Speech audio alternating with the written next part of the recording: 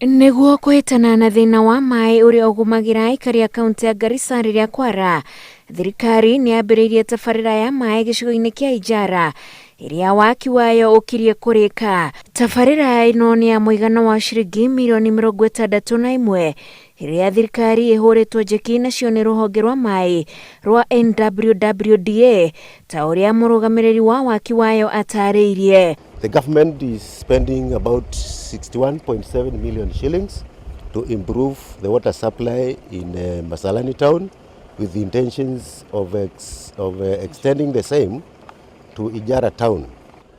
Immediately after the completion of this project, the county government is ready to take over the responsibility of maintaining and servicing this facility.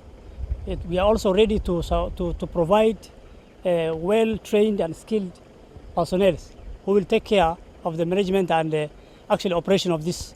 Tabarĩra ĩno ĩtanyĩtwo kũnyotora aikari othe a gĩcigo kĩa ũmbunge kĩa Ijara, kuona ĩrĩ na ũhoti wa kũheana lita milioni 2 cia maaĩ o mũthenya. The treatment plant has a capacity to produce 2 million liters per day. At the end of the project, we will have installed 3 pumps at the treatment works, 3 pumps at the intake works, where we have done a modern treatment pump house. Then here we'll have at the treatment works, we'll have installed 5 pumps, which you have seen already have been installed, and we are doing the dry well.